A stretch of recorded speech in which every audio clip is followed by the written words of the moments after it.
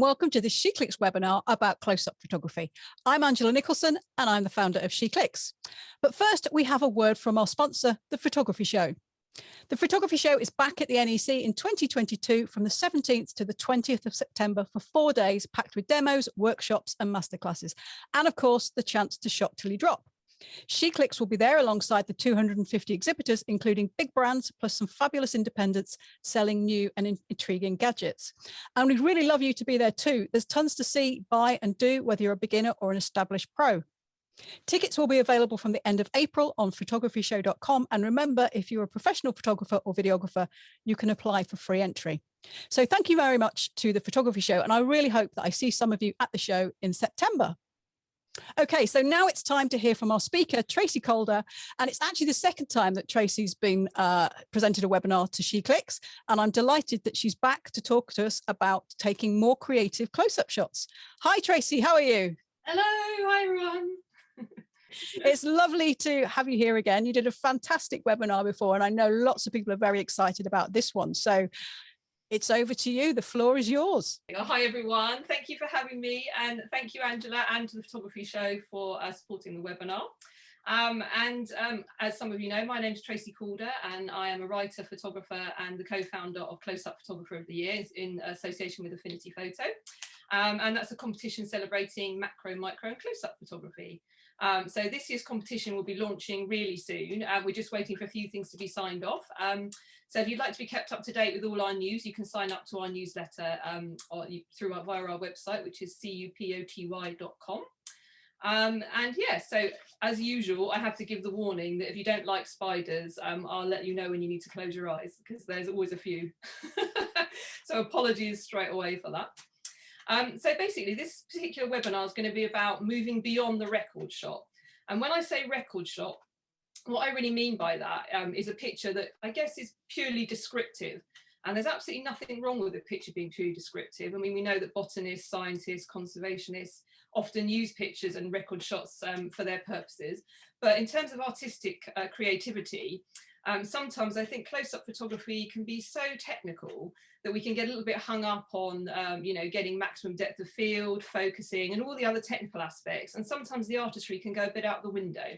So the idea in this webinar is just about playing around a bit and thinking of ways in which we can add a bit of creativity and artistry into our close-up work. So what I've done is I've kind of written sort of 20 suggestions as to how we can kind of push our creativity in this particular genre. But Angela was saying about putting asking questions, and if anybody throughout the talk has any recommendations of particular books, photographers, anything like that, I love a recommendation. So I'd love it if you would list something for me that that maybe we could share with the group at the end. So please do feel free to add bits and pieces as we go along. So yeah, when we're talking about a record shot, I guess we're talking about a picture that's more like a list of facts rather than it is telling a story. So these things that we're going to be talking about, the kind of 20 ideas, they're going to be more about how to get a sort of emotive response from the viewer, how to add in our own personal style, and things like that, really. So the talk's going to be illustrated by pictures from Close-Up Photographer of the Year in the previous 2 years. So you may have seen some before, and I'll try and give the technical details for as many of the pictures as I can.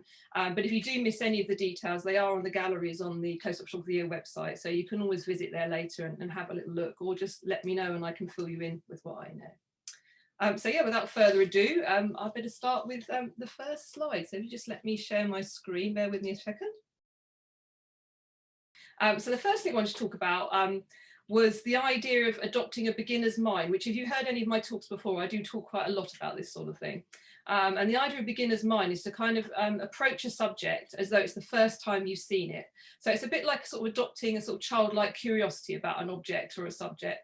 And a quote that I love by Beaumont Newell is, "We are not interested in the unusual, but in the usual seen unusually." And I think that totally sums up close up for me. It's about seeing an object, and instead of seeing it as, picking up the clock and thinking, oh, this is a clock, it tells the time, I'd look at it as a mixture of colours or shapes or lines. So we're kind of thinking about things in a slightly more, I guess, childlike fascination.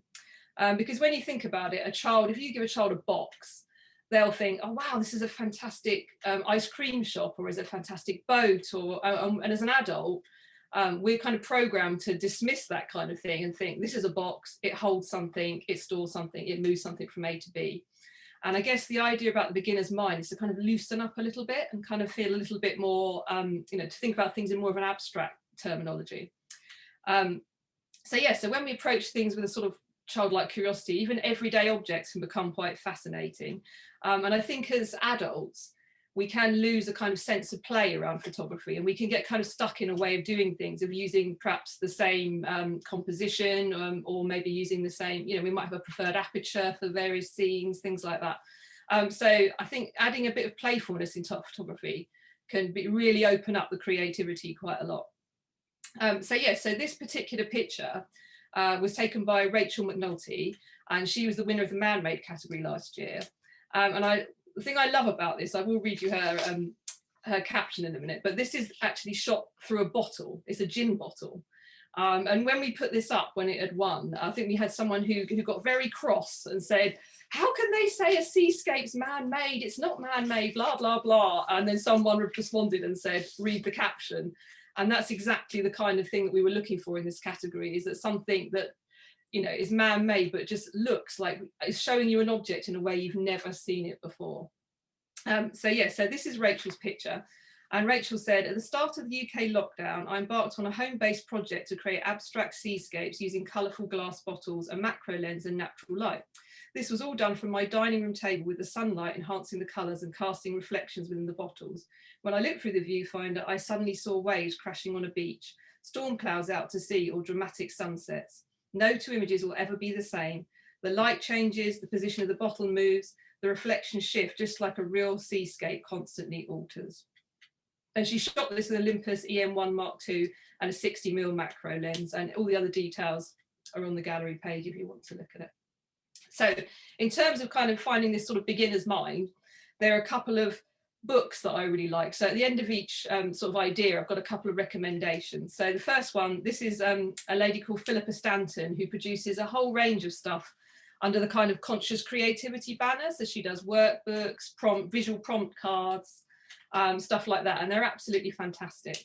And there's also a book called The Photographer's Playbook, which I like to read, which has got all sorts of various suggestions. It's quite tongue-in-cheek, but it's always really good for sort of being a springboard for ideas. So the next thing was how you could elevate your work by kind of really getting into a niche and really choosing a subject and just absolutely going to town on it. So it doesn't matter how obscure it is, it doesn't matter how boring other people might think it is, it doesn't matter what the subject is. If you find a subject and you research it and you spend hours photographing it, and you know, have hours of first-hand experience of that particular subject, you will always come away with more and more and more and more ideas. And I think sometimes when we limit ourselves, we actually expand our creativity. So with this example here, this is Barry Webb, who's a brilliant photographer, and he focuses attention on slime molds. So it's a very, very niche subject, but the pictures he produces are absolutely outstanding. And he admits that the more he looks, the more he sees. And I think sometimes when you choose a niche and you really, really exploit it, you'll find that you could photograph it and study it for the rest of your life. And there's a couple of people that I really admire that have really, you know, honed in on a subject and taken it to lengths that nobody else would. Mike Curry with his reflection series, Kim Cox with her bubble work, and a guy called Don Komarechka, who photographs snowflakes, and obviously each snowflake is individual, so he's got a lifetime of subject matter right there. So I think sometimes when you find a niche, you know, and you forcefully give yourself limitations, you will find that your creativity will expand. And there's an artist called Phil Hansen who said, we need first to be limited in order to be limitless. And I think that perfectly summarizes this idea of, you know, finding something and just going to town on it. But you don't have to limit yourself in terms of subject matter. I think sometimes it's quite good to limit yourself physically and maybe say, okay, today I'm only going to photograph 10 meters from the front door, and I'm going to spend the whole day just on that tiny 10 meters. And you might think, I haven't got anything in that 10 meters. It's just weeds, or it's just the doorstep. But I think you find the more time you spend there, the more you will see to photograph. So, you know, and in fact, staying close to home is a really good way of honing your technical skills. You know, so that's another way of limiting yourself in order to expand. So yeah, so, and also I guess if you're photographing commercially, you know, people like to categorize you. So if you found a niche and you're really going for it, then people like to say, oh, okay, that's Barry, he does the slime molds, that's Tracy, she does the flowers, which can be a good way of getting, you know, getting work. But at the same time, you have to be quite careful that you don't get pigeonholed if that's not what you want to do for the next 20 years, because that happens. So you have to be a little bit cautious with that. So yeah, and in fact, to give an example, I went to a talk that Faye Godwin gave about, oh God, it must have been about 20 years ago. And she had just started photographing some close-ups in an allotment close to her. And I've got a book of them, they're absolutely beautiful. And they appealed to me much more than her grander landscapes.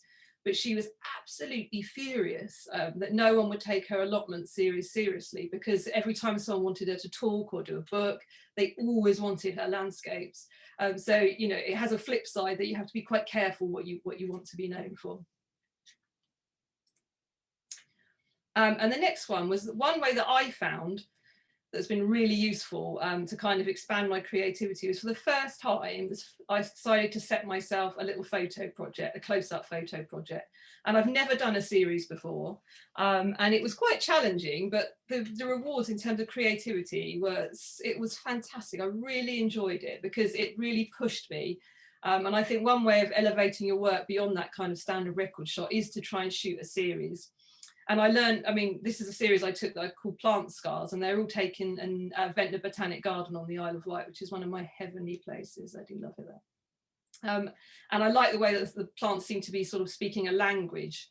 And I learned about sequencing and the sort of colour matching. I learned about how you can have a picture in your mind's eye, and then you go there and you know, you end up photographing something completely different. I learned consistency is really important. So even if you're photographing a series and you shoot the same subject, but you shoot it on different days and the lighting conditions are different, you're going to have to balance that out somehow. And also, it sounds strange, but even if you're in a different mood the second time you go, it can really alter the way you shoot something. So you need to keep some level of consistency. And I learned that you can't have a weaker picture in there, because it really does upset the whole set. And the picture I booted out of this series was the one that was my favourite, but it just didn't fit in with the series. So sometimes you have to be a bit, you know, you have to divorce yourself a bit emotionally and say, actually, you know, that's not working for me. I'm going to really have to go with what works rather than what my heart is telling me.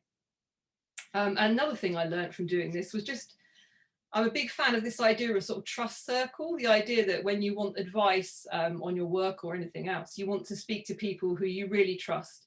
Because if I put something like this up on social media, there's going to be, you know, some people will like it and some people will really hate it. And it's really hard to hear the people that hate it and just think, okay, I'm just going to go, you know, I'm just going to ignore that. So you're always going to be affected either positively or negatively, and it doesn't matter if someone doesn't like it, if they can justify that and if you trust their opinion. But if it's just some random person, that's quite hard to take, I think.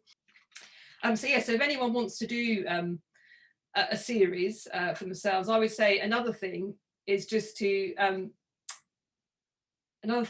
remember that it's quite good to get physical with the print. So print them out, physically move them around, because that really makes a difference to the ordering rather than just looking at them on the screen. So yeah, there's recommendation wise, it's a good idea to have a look at something like Wildlife Photographer of the Year. They have their photojournalist series, which is always fantastic, and they do a portfolio award. And then you've got Garden Photographer of the Year, obviously have a really good portfolio section. So have a look at the competitions, and in fact it would be something we'd love to do as Close-Up Photographer of the Year, would be a series, but you know, we need to gauge the level of interest first, because it is very challenging, but really, really rewarding. So I really hope people will have a go, because I thoroughly enjoyed it. The next thing about to elevate your record beyond the record shot is this idea of embracing negative space.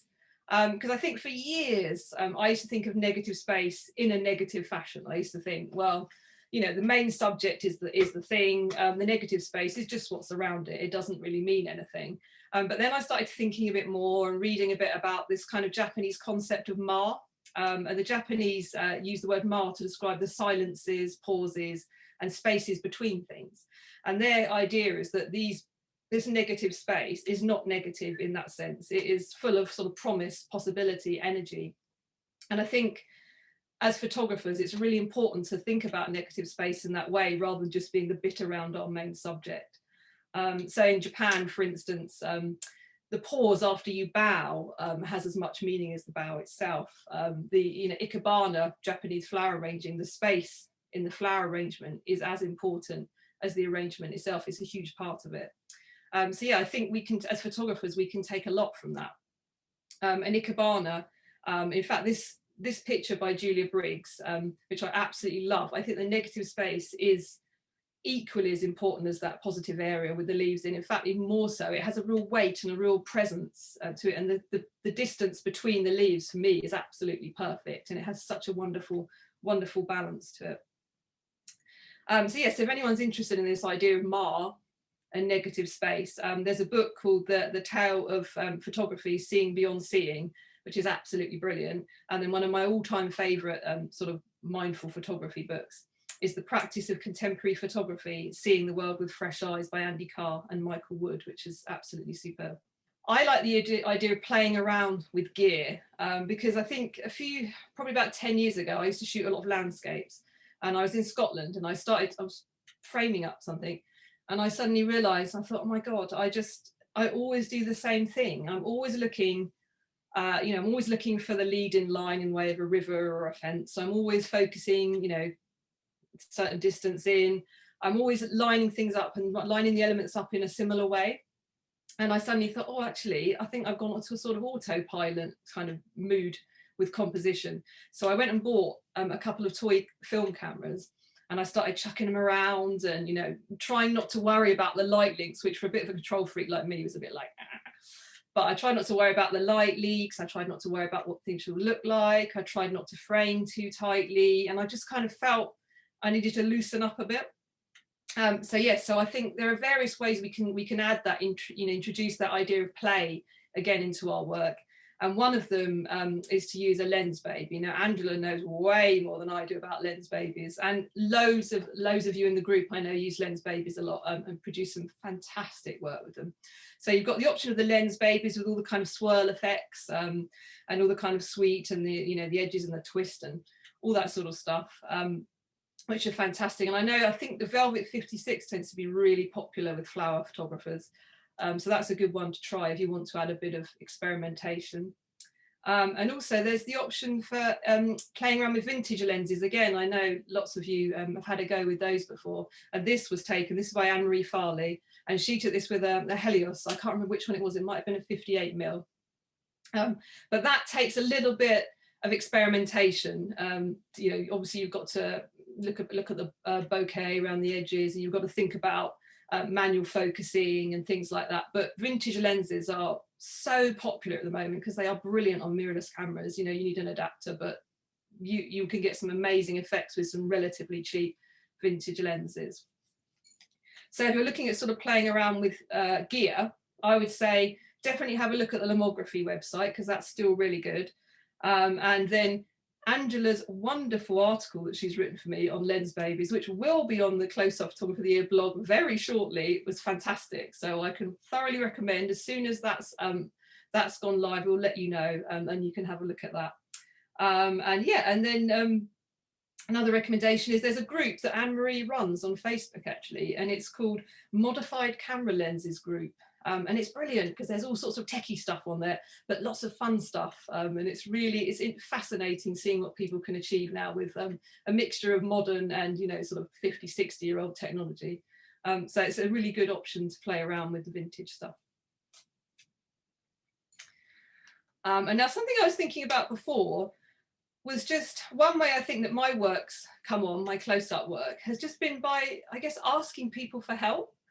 And I think we're very lucky to be part of this group because it feels like a very safe space to show your work and to receive feedback if you want it.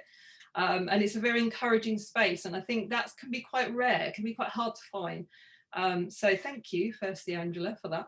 But I think, sometimes people don't want to ask, or they think they might find a photographer they really admire and they think, oh, I've got to ask a question, it's so silly, I'm not going to ask because it'd be really embarrassing. Trust me, there's never a question too embarrassing to ask a photographer.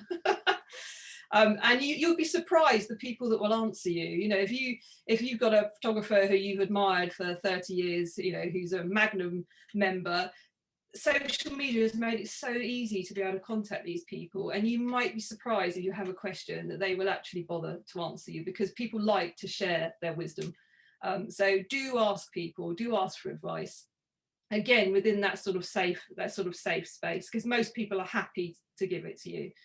And another group that I found that has been really encouraging, and obviously SheClicks, but there's the Two Photographers group run by Tim Clinch and Joanna McLennan. And that's another really lovely space where people are really encouraging and honest, but in a really positive way. So I definitely say check that out as well. And I'd also say, a friend of mine is he is about to submit his fellowship to the Society of Wedding and Portrait Photographers. And he told me before he submits it, he wanted to ask the one judge who dropped him a point when he submitted his associateship panel, to look at his work and give it a critique. And I thought, wow, that's a really good idea, actually. What a fantastic idea to ask someone who's given you criticism, but, you know, criticism that you've taken on board and that you trusted, and ask them to help you how you can improve your work going forward. So definitely, you know, ask people for help.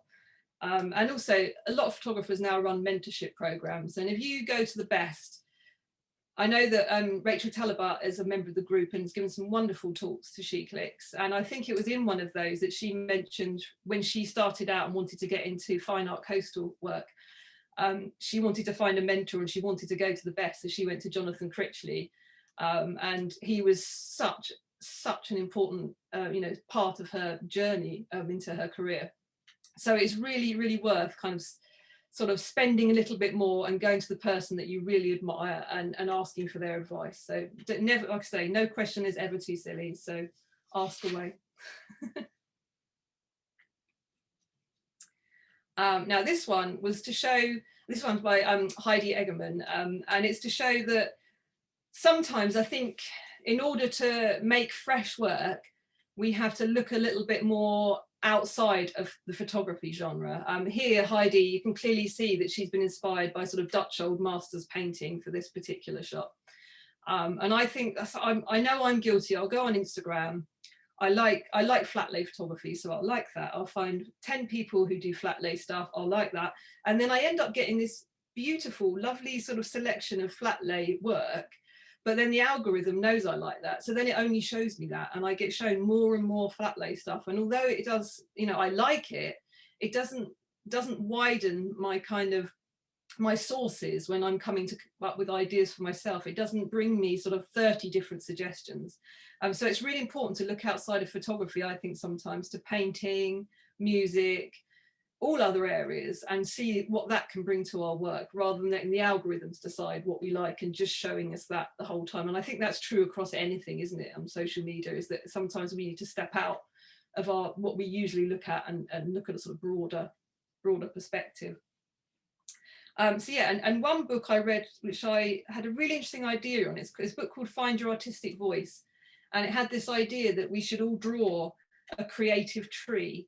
And the idea was that you sort of drew these branches, and on every branch you had something, you know, something that inspired you. So say you're into classical music, that would have a branch, or say you liked certain kind of food, that would have a branch. So it didn't matter whether it was food, whether it was a taste you liked, whether it was a person you liked, whatever it was, each thing got a branch on your tree. And then interestingly, you also included things you didn't like. So you'd have to, you know, you might include a certain piece of music, say you hate pop music or whatever, and you'd add those on. Then you'd look at your overall tree, and the more sources you had, the more branches, the more resources you had to draw on when you were coming up with ideas for your artwork. And I love that idea of this kind of blossoming creative tree with 1,000 different things going on, so that you mix it all together like in a blender, and then you come out with something fresh from all these different sources. So that's a really good book to look at, the Find Your Artistic Voice. And also trying to look outside of your normal sort of sphere. I find there's a service where you can order magazines, and they will randomly select them for you. So say, I mean, I love photography magazines, so I might think, oh, I'll just read, you know, outdoor photography or amateur photographer. And the people at the magazine place will select random things. So I'll suddenly get Farmers Weekly, or I might get Psychology Today or something. And then the challenge then is to read through them and try and choose something to photograph or an idea for a project from those sources that you would never normally look at. And it's just one little way of forcing yourself into being a little bit more open-minded, I guess, about the other art forms and, well, various different areas. And this one was just to show, this is Peter Bambusek, just the idea that when we're shooting close up, I think we sometimes forget that the rules of photography still apply, because I'm be the first to admit, technically close up can be challenging.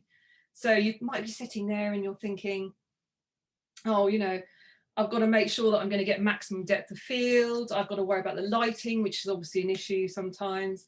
I've got to worry about everything moving, because in close-up, wind is the bane of a photographer's life. You know, everything is moving around, and we have so many things to think about that we forget that, you know, simple rules like the rule of thirds, like, you know, the idea of having 3 elements, an odd number rather than even number, lead-in lines, all that stuff still applies, but just in a slightly different way. So when you're thinking about leading lines, we would normally think in landscape photography of rivers and hedges and things like that. But when you're talking about close-up, the leading line might be the edge of a petal. It might be the leg of a spider. It might be something else. So those things still apply, but just in a very slightly different way. So you have to get your head around the fact that you've still got to think about the rules, the rule of thirds, etc. So one of the rules here,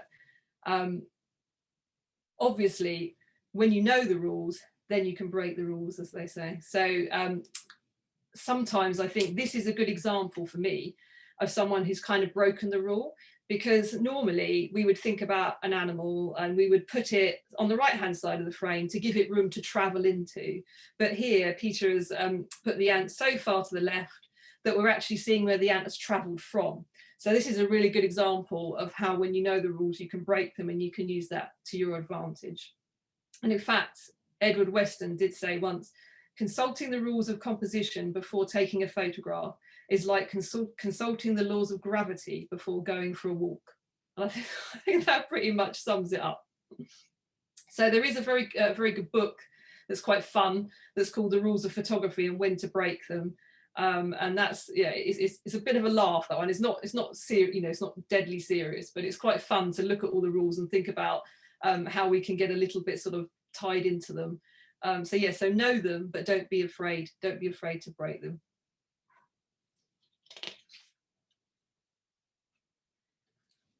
And now this one was just to show, by Juan, was just to show you that I don't think there's many things in close-up or photography in general that can't be improved by doing some research. So one way to elevate your pictures beyond the record shot is to really, really research your subject. And that really doesn't matter if it's a spider or if it's a wave or if it's a plant or whatever. Literally, even if you're photographing a crack in a rock, if you went home and you looked into a geology book and you found out something about it and you found out how old it was, or you worked out what had caused the crack, was it water, what was it? Then that really does inform your photography. So I just think, do as much research as you can. Like I say, it doesn't matter what the subject matter is, because research ultimately will make your photograph better.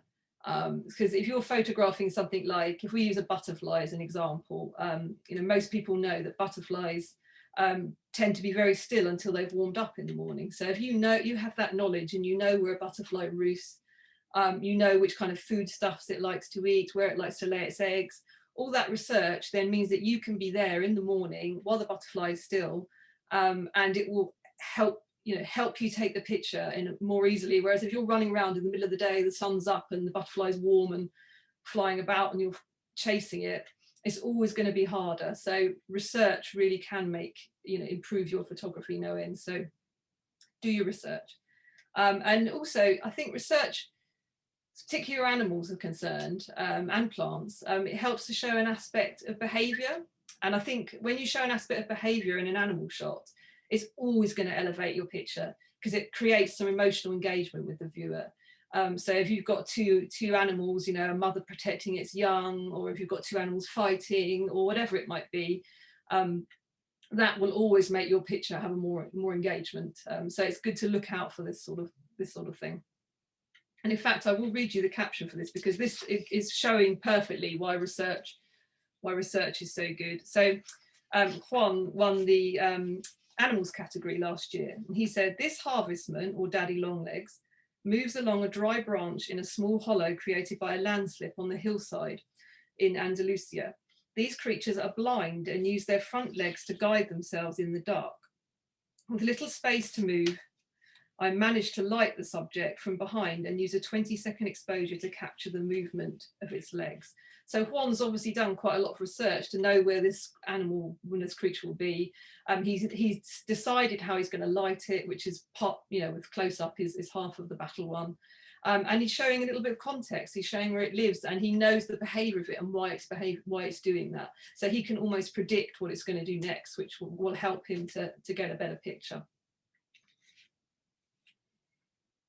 So we talked about experimenting with gear, and the next thing I wanted to talk about was the idea of experimenting with technique with close-up. So you don't have to take the standard, you know, record shot of something. You can play around with close-up. You can try, in this case, this is a multiple exposure. And it's sometimes I think we have to step out of our comfort zone a bit, and we have to just, you know, get rid of that kind of fixed mindset, because there's no growth in that fixed mindset. If we want to produce something that's a little bit more exciting, sometimes we have to just, you know, step out of our comfort zone and be a little bit more playful. So with close-up, techniques that I've seen people use that have shown me pictures in a way, you know, of subjects in a way I've never seen before. You've got multiple exposures like this one from Catherine Baldock. You've got shooting through objects, like we saw Rachel's picture with the glass bottle. I see some beautiful split level work, you know, half in the water and half above. And I think with sort of split level stuff, you know, we do have divers that enter the competition, but you don't have to be in full-on diving gear to get a really good split level shot. You can do it in rock pools. I've seen some amazing stuff in rock pools. So yeah, so you can do split level. You can use blur or ICM, intentional camera movement, and you can also use textures, which you can apply later, you know, in editing. So there are various things you can do that will make your close-up work have a little bit of an edge and have more of a kind of artistic slant to it, rather than a practical, descriptive record shot. Oh, and also the other thing on that last one, actually, I was going to mention, in terms of playing around with technique, it's a good idea to play around with light as well, I think, because close-up lighting can be a massive issue for people with close-up. And obviously, a lot of the time, you know, people will use flash, but if you don't diffuse the flash properly, then you can get, you know, some really bad shadows when the subject's so close. So yeah, so playing around with the lighting is a good idea. And there's someone like a company called Adaptalux. They do sort of lights on the end of bendy magnetic arms that you can put coloured filters on and things like that. So you can really go to town and do something really wacky with it. So don't feel that you know, you have to light things in a really consistent kind of standard way. There's lots of fun things you can do with prisms and all sorts in close-up. So play around with the lights. And this one from Norbert was just to show that for me, some of the best close-up pictures are when something has been simplified to its absolute core. So there's nothing at all in the picture that doesn't add to the story. And Norbert's picture here, it's just a beautiful play on graphic lines. There's some lovely negative space there. It really works that those two green bands are out of focus. And we get a real sense of this creature, even though we can't see its whole form. So I think in close-up it can be quite tempting to try and get the whole thing in, but really showing a part can be so indicative of the whole thing. So he's done a brilliant job with that. And I think most things, whether you're talking about you know, your clothes in the wardrobe, or whether you're talking about a recipe, or you're talking about photography, most things are improved by stripping them back. So really getting down to the essence and the core of the subject. To simplify is to clarify, basically.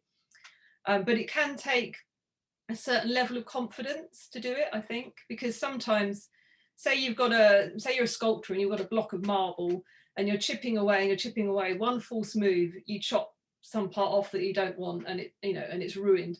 But in photography, I think we've got a little bit of a, we're a bit luckier in that sense, that most of the time we can keep paring things back, and then we know when we've gone too far because the message is lost, and instantly someone will see it and they won't understand it.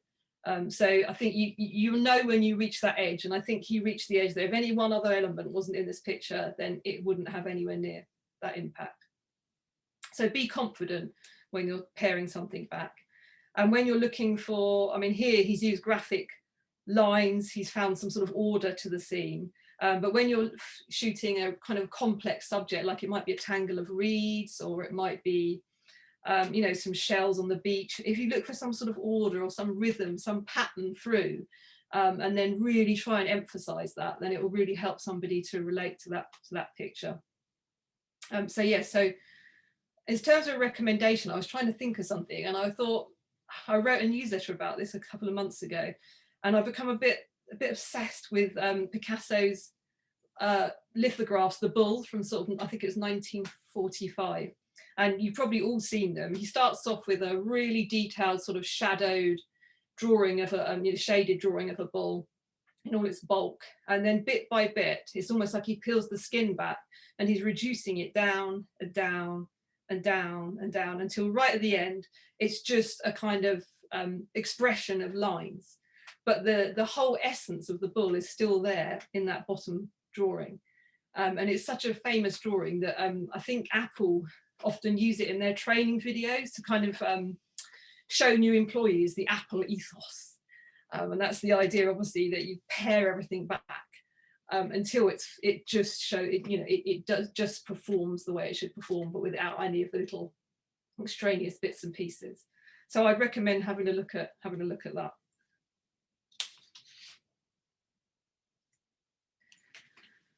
Now I put these up because I think one way of going again beyond the standard picture in close-up and in any area of photography is to just try a bit of pre-visualization. And two people who were really well known for that were Ansel Adams and Edward Weston.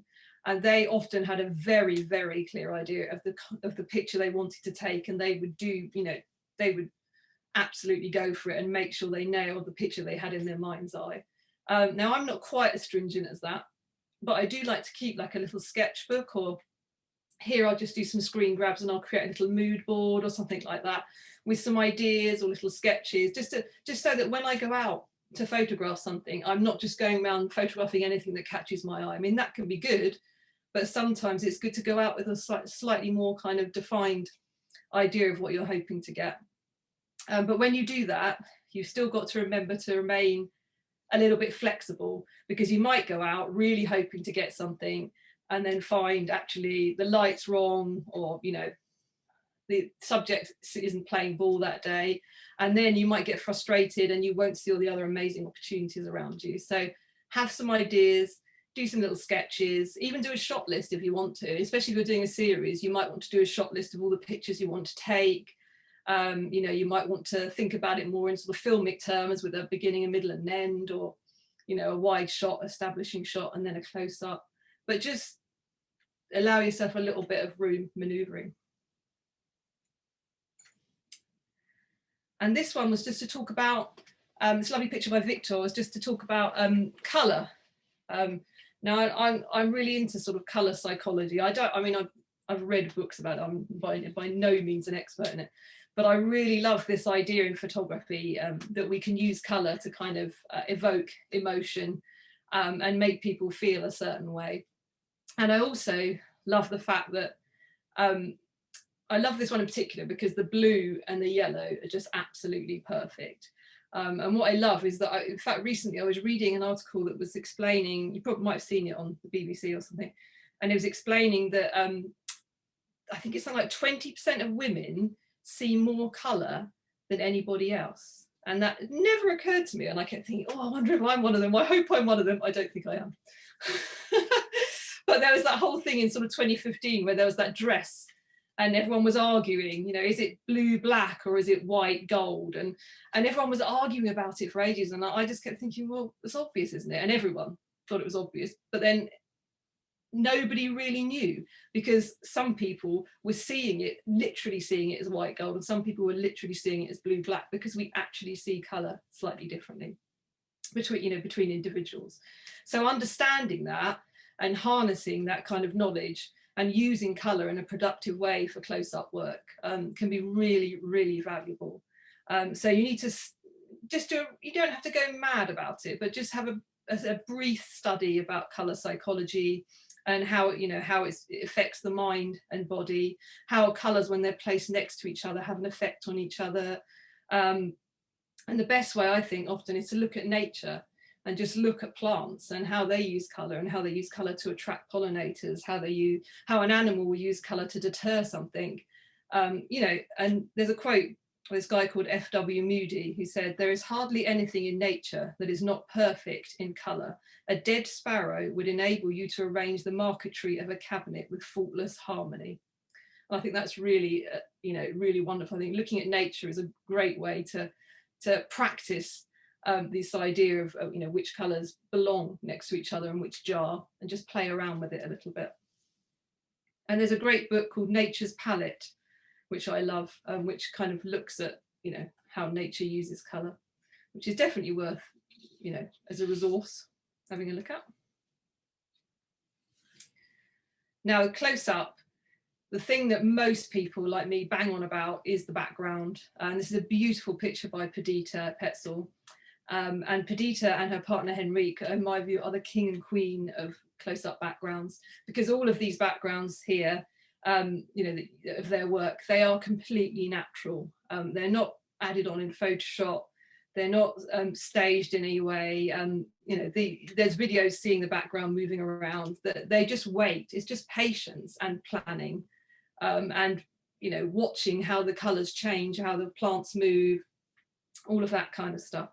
So yeah, so the background in close-up needs to be given as much thought, even, I would say, even slightly more thought sometimes than the main subject. So you need to give it the same considerations. Obviously, you're looking for eyesores around the edge, twigs, that sort of thing. But more than that, you're looking for a background that really adds to the story. And if it doesn't, it shouldn't be there, because backgrounds are so distracting in close-up photography. So if your background isn't right and you can't position yourself to make it better, say you're out in the field and this butterfly is in front of a really ugly fence or whatever, it can be tempting to think, oh, it doesn't matter, I'll just slap another one in Photoshop or whatever. But there are other options. I mean, you can use man-made backdrops. You can use places, I use photo boards occasionally from the company photo boards. Or you can use the black velvet styling, they do a good range. You can use fabric, you could use, if you're indoors, you could be using wallpaper, swatches, you can use all sorts of things as man-made backdrops.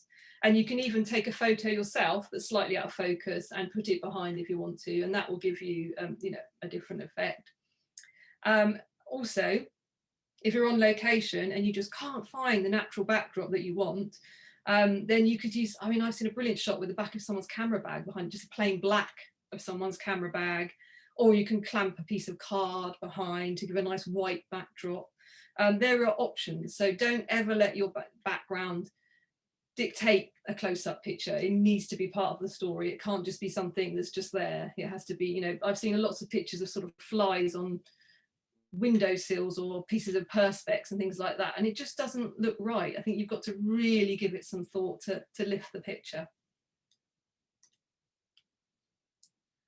Now this is the number 15, and this is something which I think is huge, whether you're photographing a plant, a rock, or these lovely stag beetles that Edwin photographed.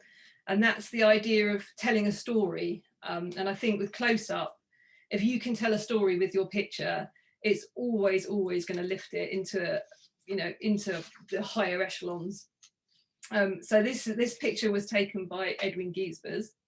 And if you notice here, you'll notice that the actual subject isn't taking up much of the frame. Most of the backdrop is occupied by the silhouettes of the tree. So it really gives these animals a really gives them fantastic context. There's enough space around them so that we can see their silhouette perfectly. And it tells a story, and Edwin is massively into researching his subjects. He knows exactly what he was looking for. He had he pre-visualized what he wanted. Because human beings, we love stories, and we've told stories for millennia. It's how we communicate. So if you can do it with your photograph, it's always going to elevate it above the norm. So just to give you a little bit of insight into this picture, Edwin said, there's only a few places in the Netherlands and Belgium that are home to a very special insect, the stag beetle. It's one of the largest beetle species in Europe and has a somewhat prehistoric appearance. The males can grow to 9 inches and are real giants in the insect world. The male gets its name from the enormous outgrown jaws that are somewhat reminiscent of the antlers of a deer. Only the males are equipped with this. Once a male has discovered a female on a tree, he will protect this place from other males. Frantic fighting takes place if another male appears on the scene. The large jaws are used to lift the rival into the air. This is not easy as the legs are barbed to help the beetles find a firm grip on the bark. And he took this with a Nikon 750 and a Tamron 90mm. And I just think, you can tell that the photographer knows about this insect from this photograph. And when you can do that, I think it really does, help you to tell a story with your work. So I definitely recommend looking at Edwin's stuff. Now, another way of elevating your work in close-up work is to shoot in black and white, because last year I did see more. I think it's because I keep complaining that I don't see enough. So in last year's competition we did get more black and white, to be honest, but I still really, probably we're talking less than 1%. But I think actually shooting in black and white, I worked on Black and White Photography magazine for about 8 years, and shooting in black and white has so many benefits, but it can't be an afterthought again. Some people will get away with taking something and then go, oh, I'll try that in black and white and see if it looks all right when they get home. But and that does work sometimes, but most people will go out and purposefully shoot with a black and white head on. So they'll be thinking about, they'll be shooting something, thinking about shapes, patterns, textures, light, in order to get the black and white picture from the off. Obviously they'll shoot raw and then convert it to black and white, but they might shoot a JPEG in black and white, and they'll know what it's going to look like in monochrome. So I think shooting black and white helps you notice light more, and it helps you notice shadows more. And this is a really good example of how the shadows have been used as a pattern and to draw attention to the insect. And there's a brilliant book called In Praise of Shadows, which I have to say is slightly offensive in places. It was written in 1933, but if you can get over that, then it's got some really interesting ideas about how the Japanese use shadows in architecture and space, and the book talks about if it wasn't for shadows, there would be no beauty. So that's quite a nice idea to take forward into your work. So yes, I definitely recommend looking at In Praise of Shadows and shooting some black and white close up, please. And then number 17 was just to really think about how the viewer's eye is led through the picture. And I'm weirdly obsessed with this idea of eye tracking. I've read quite a few articles on eye tracking, and if you are so inclined, there is some really fascinating essays out there on how an eye views a picture. And eye tracking, we probably sometimes think of it as people, if you've seen any videos of people where they have to put these weird head devices on and they go around a supermarket, and people are watching where their eye goes first, which shelf it goes to, and then that helps manufacturers work out where they should put their baked beans and things. And they've also studied it on paintings, and what they found out is that when people view paintings, their eye tends to go to areas of high contrast, high texture in terms of physical texture for paintwork, and detail first. And not only does it go to those areas first, but it lingers longer in those areas, so it will keep coming back to them. So when we have that knowledge, we can start using that in our photographs, and we can direct the viewer's eye around the picture successfully. And photographer Tim Flack is brilliant at doing that.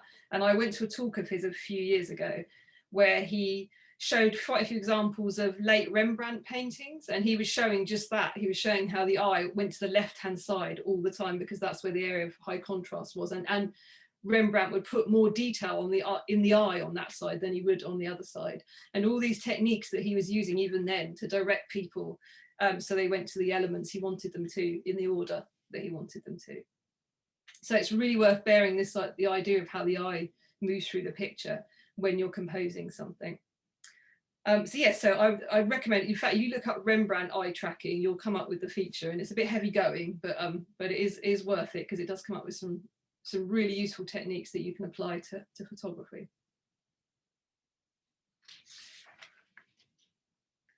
And then this one by Jose, which I absolutely love, was just to show about, I mean, this kind of links back to the vintage lenses a bit, but it was just showing how you can play around with bokeh, and you can say that however you like. So most of you will know what that is, but basically it's the rendering of out of focus areas in your picture. Usually it refers to the background, but it can refer to foreground, out of focus areas in the foreground too. And lots of people have opinions about it. Some people describe certain bokeh as ugly or bad, some people as good. You can get smooth bokeh, you can get velvety bokeh. There's all sorts of adjectives that people use to describe it, and it really is subjective. It really doesn't matter. It's just whatever you like. But you need to think about it and how it's going to affect the reading of your picture. So here, this was shot with a vintage lens, and you can see the bokeh is a huge part of the picture here. It just feels like it's sucking you into this sort of magical world that the spider lives in. And it's been used for that effect, to add these sort of glowing spheres of light. And bokeh is used a lot by portrait photographers and macro photographers. And the level and quality of it will depend on the lens you use, the distance the background is from the subject, the aperture. Really, you're looking for a fast lens with a wide aperture. And it'll also depend on the shape of the aperture blades as well. So there's lots of things to think about. And you can get some really good bokeh with vintage lenses. And I personally haven't used them, but I know, I mean, I wrote down ones that most people I know have used. And there's something called a Trioplan 100, which is supposed to make sort of soap bubble bokeh. Then there's the Helios range, which I mentioned with Anne Marie's picture earlier on. And then there's the Minolta MC Rocker PG, which apparently produces creamy bokeh. I've seen pictures, but I haven't used it myself. And then, of course, you can add it in with some software as well. I know Affinity do it, and Skylum, and I think Photoshop might do it as well, actually. I'm not sure, I think so. And also some phones will do it now as well, but it's not, it's not like this sort of thing, but they will add in an instant bokeh sort of look. So yeah, so that's worth playing around with. And then coming up to the end, this lovely picture is from Ezra, who was the young winner last year. And this is just to show, really just to show how lucky we are with close-up, that we can often move around a subject. We can usually look up, we can usually look down on it, we can usually, it's not like we're photographing. In a landscape, we can move our position, but we can't change the mountain. We can't, we can't have that sort of effect on it. But with close-up, we do have a lot more control over the viewpoint that we take. So with, we can look high, we can look low, we can change the orientation, we can do all sorts. And with wildlife, everybody knows, and the same with portraiture as well, that it's really good to have eye contact. It's good to be at eye level with an animal. And if you can't be, you don't necessarily have to be at eye level with an animal. If you've got a plant or anything like that, getting down low will also make it feel like you're a little bug or something in amongst the vegetation. And someone said to me once, it was brilliant, if your subject has eyes, get at or below those. If not, imagine your focal point is an eye and do the same. It really does make all the difference. And I thought that was a really, really good piece of advice. But the only other thing I'd say on the end of that is, if you do get down low to take a picture, wear your waterproof trousers. Because as soon as you get wet and as soon as you get uncomfortable, you'll want to go home and you'll miss the picture. So just make sure you're comfortable. And the last one was just to show, in fact, I did want to read his caption, so I'll just get that up. The last one was to show what I think personally will elevate your work more than anything else is just slowing down with close up. and just being patient, because this is such a beautiful picture by Mike Curry, and his reflection series is probably a better example actually of this, because will spend hours and hours and hours on photographing the same patch of water as the reflections change. And he said to me in a previous interview I did with him that he'll only stop when he's absolutely starving, when his body says, oh, I've had enough now, you need to go and eat something, because he's so into the flow and he's so into it. So slowing down, the more you slow down, the more opportunities will arise, because there'll be some gap in the thinking process. Because when we're photographing and we're thinking of what we've got to buy at the supermarket, or what happened yesterday, or whether or not we like something in front of us or not, then there's no gap in the clouds for these kind of flashes of perception to rise up. So the more we slow down, the more we allow these kind of flashes to come and expand, and the more we see, because the quieter the mind, the greater the clarity. So I'm just going to read you to finish off Mike's caption for this, because it really moved me when I read it actually. So Mike won our winner. He was the winner of the insects category in Kupoti 02. So he said, I was visiting Gaul, the town where I was born, in November 2018, as my dad was very ill in hospital. To take my mind off things, I went for a walk with my wife, Justine. There had been no time to pack really, so all I had with me was my iPhone XS. We were walking towards the docks when I saw some beautiful peeling paint on an abandoned building site. I went over to photograph it with Justine, and Justine asked if I'd noticed the butterfly too. I hadn't, as I was miles away, but had already captured this image serendipitously. It felt a surreal moment, as my dad particularly liked butterflies and always commented that they represented relatives who had passed away, making it even more poignant. Unfortunately, he passed away shortly after, so this is a very special photograph for me. And I thought that was really, really lovely. And I thought it summed up a lot of why I love Close Up. It's just, it really can take you into a kind of mindful place. And Mike, obviously, he didn't know it was there, but at the same time, that butterfly is so prominent that in the back of his mind, he must have known it was there. And it was more about, this picture expresses a feeling, I think, and it's a beautiful, beautiful work. And even before, obviously it was selected before we'd read that caption, and then that caption just took it to a whole other level. So hopefully some of those ideas have taken, given you some suggestions to kind of elevate your work beyond the record shot. And as I say, a record shot is fine for many purposes, but sometimes it's nice to add your own stamp on it and add your own level of creativity. So hopefully you've written some nice suggestions of things that I should look at as well, because as I say, I'm always after recommendations. So I'll pass you back to Angela. That was great, Tracy. Thank you. Do you want to unshare your screen? I will. Hang on. There we go. Great. Thank you. We do have a recommendation of a book. Judy Hancock Holland has said, and it was a photographer you mentioned actually, Don Comaracha. Oh yeah. The Universe at Our Feet. Oh yes, that's what I mentioned. Yes, I mentioned that at the end. It's brilliant, that book, absolutely brilliant. Cool. Thank you for that. So what lens are you using? What did you use for those plant scar images that I borrowed a Fuji 80mm macro because it's too expensive for me to buy. I will buy it eventually, but I just borrowed it through their lens loan scheme, and it was absolutely fantastic. I really recommend using that scheme. It was really good. Yeah. So yeah. Okay. You're now saving up. I am saving up. Okay. Now another question, a little bit different. This one. Could you give some advice on the best way to get close-up photos from an iPhone 11? Oh God. Because the iPhone 13 has got a dedicated macro lens, but the 11 doesn't. Does it? I mean, the only thing I can think of is the extra, supplementary lenses to put on them. But have you experimented much with those yourself? Because I haven't really. That's the only thing. Not for quite a long time. No. You can get all sorts of clip-on and screw-on. I used to use the Ollie clip ones, but I haven't used them for years. But they're okay. I mean, you can get pretty close with them.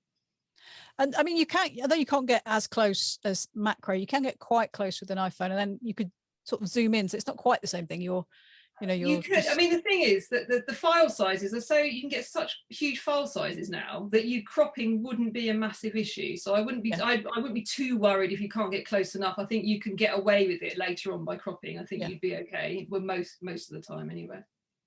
Okay. Now, someone's asking about the allotment images. Oh yeah. Who was it who shot those? It was Faye Godwin. She did some, and they were photographs shot through sort of netting on the allotment, but they were so different to her previous landscape stuff that people didn't take them as seriously, but I loved them. I think they're really, really good. Now, someone is asking about QPOTI, Close-Up Photographer of the Year competition. They said the finalists seem to be nature photographs. Is there a place for non-nature ones? And for example, still life, man-made objects, that kind of thing.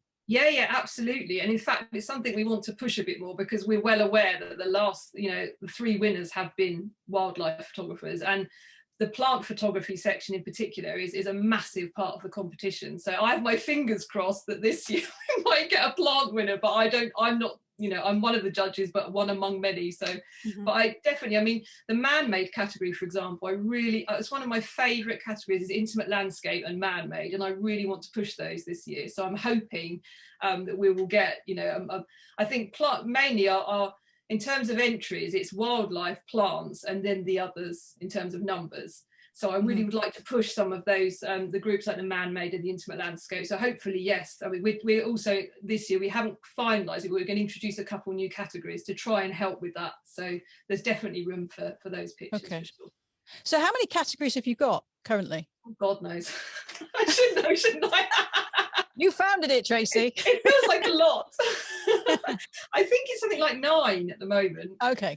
But there's probably going to be another 2. We're going to divide up one of them, because it's got quite a lot of crossover at the moment. And I think we were looking at it and thinking, okay, it's quite hard for a certain type of picture to win that. So we're trying to divide it up so that everyone's got an equal chance of winning from the categories, to try and even it out a bit. Because at the moment, when we looked at it last year, we're like, oh, actually, for instance, plants and fungi are in together, and the idea would be to hopefully separate those this year. So there's, it evens it out a little bit.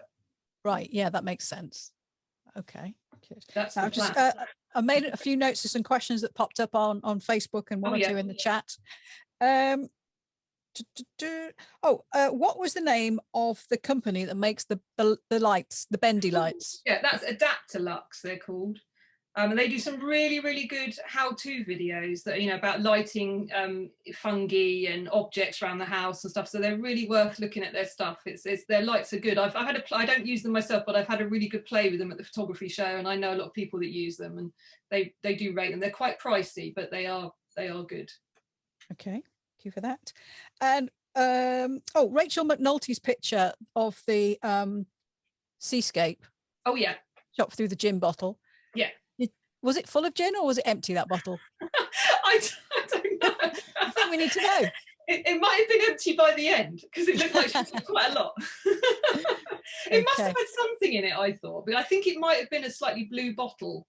So it might have been the old, is it Bombay Sapphire that did blue one? Other gins are available. Other gins are available, indeed. Gordon's. That's great. I mean, it was a really interesting opportunity, idea, I think. Yeah, I think so. Yeah. Yeah, no, I loved it. I think I've looked at some of the others she took from that series, and they are all totally different. So that's, it's Rachel. It was empty, she's saying. Hi, Rachel. Excellent. Thanks for that. Yeah, so but that's the great thing. You enjoy it and you get inspired. Yeah, and absolutely. You go out and photograph the empty bottle. Okay. Someone has asked whether you need an adapter to use old lenses on modern cameras. Generally speaking, yes. Yeah. You're going to use, and even then you will struggle with getting sort of a lot of the auto functions and things like that. But the adapters are relatively cheap, aren't they? I mean, they're not. It depends. You get what you pay for. You can buy really cheap ones and get nothing, or you can go up. But I mean, you're much better on that than I am. I mean, what was your? Well, to be honest, it's not something I've done a huge amount of. I feel like I should. It looks fun. Yeah. I've done a lot of lens baby stuff, but not so much. You have. Sorry. Oh, someone's saying Earth makes some great adapters for the Nikon Z series for vintage 42mm screw fitting lenses. Great tip. Thank you for that. Brilliant. That's made me note of that. That's really good. Yeah, it's always good to know, because you never know with adapters unless you get some personal first-hand experience. It's hard to know what you're buying, isn't it? Whether it's any good. Yeah. Oh, that's brilliant. Thank you for that. And you know, you can go on Amazon and search, and you get millions, and you don't know. Absolutely. You know, you can't tell from any one from the other sometimes. Okay, well, Tracy, thank you so much for coming along and giving that presentation. There's lots of people saying thank you and how much they enjoyed it. Well, it's really lovely to speak to everyone, and it's nice to see some names popping up that I recognise as well. So hello. Great. And you'll be at the photography show, won't you, in September? I will. Yeah. I'm looking forward to it. It'd be so nice to see more people this year. I'm really excited about going again. I really enjoyed it last year. It was nice to be back and see, you know, to be able to blow kisses at people.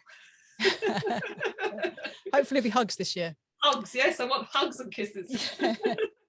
Okay, well, look forward to seeing you soon then, Tracy. Thanks very much again. Bye. It was a pleasure. Bye everyone. Thank you.